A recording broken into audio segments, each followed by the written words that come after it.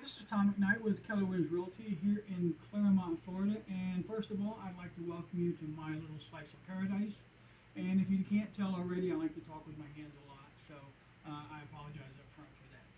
But I wanted to share with you a phone call and a discussion that I had with a for sale by owner.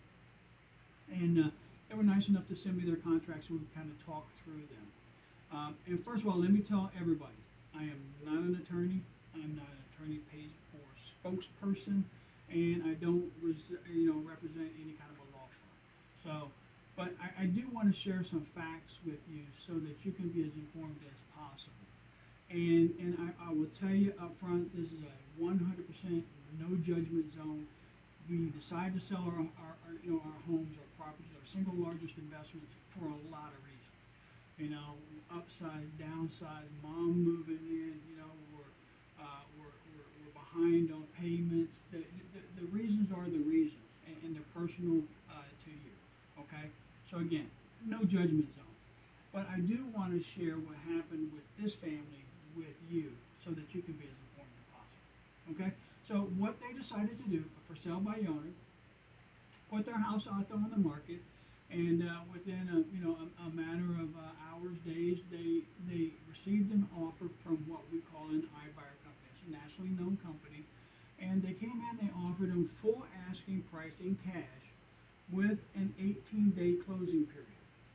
And what that meant was that they were able to, sell that home as quickly as possible and get on to their next phase. All right, and which appealed greatly to them. Full price, quick close, and they could get on with their life. Now, inside the nuts and bolts of the contract, inside that 18 days, all right, there was a thing called a 7.5% transaction fee. Now, for this family at 205,000, I believe the number is about $15,375 that they'll pay to the buyer as a transaction fee. Okay, and then also inside of this contract, they had a 15-day inspection period. Remember, 18-day contract to close, so 15-day inspection period. That left a 3-day period from the time that the inspection period ended to the time that they went to closing.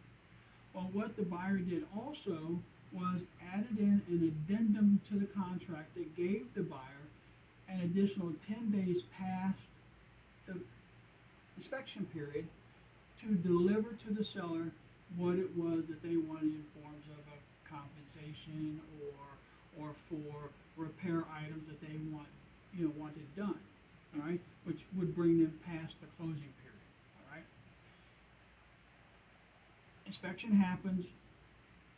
Inspection period comes to an end. So on that 15th day, what the buyer does is delivers to the seller their inspection request. All right, and what they wanted was $7,000. Now, if you take the $15,375 and you take the $7,000 that the buyer wants because of the inspection, now you're sitting at $22,375. Now, what you may be thinking is, well, okay, well, there were some major issues with the home, and that may or may not be the case. All right. In this particular case, some of the things that they were wanting in the inspection report was replace a 3-year-old commode that appeared to be in perfectly fine working order. All right, but it was a cosmetic thing to the buyer or something. I don't know the personal facts on that, but that was just one of the things that was in that they were using to justify the $7,000. And at the end of the day, their reasons are their reasons. This is what they wanted. They offered it to the seller. Now the seller has to make a decision.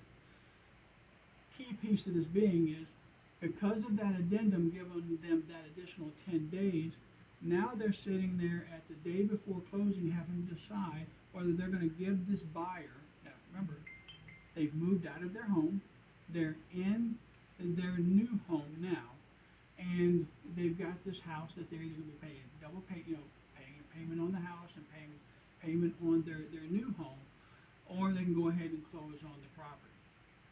So they have to make a decision. Do they accept this $7,000 request from the buyer, or do they cancel the contract? All right. As you can imagine, that would be very stressful on any family. But at the end of the day, the buyer did offer this contract to the seller, and the seller did accept these terms. So now the seller has to make this decision. At the end of the day, the thing that is most important, make sure that you have a trusted professional on your side. Have somebody that you trust, a listing professional that specializes in selling the homes, putting the sign in the yard, knowing what the buyer's contract looks like, and knowing all of these things. Go through there for you, okay? Give you some advice. Let you know what this or that inside there means. Or go to a real estate attorney and have them review the contract, okay? Please, you do not want to leave money on the table, okay? Now, in closing, listen, it's Memorial Day weekend. Take a couple moments and pause and just give thanks to America's sons and daughters who have paid that ultimate sacrifice. This is the time of year that we really pay tribute to them and their families for what they've given to us.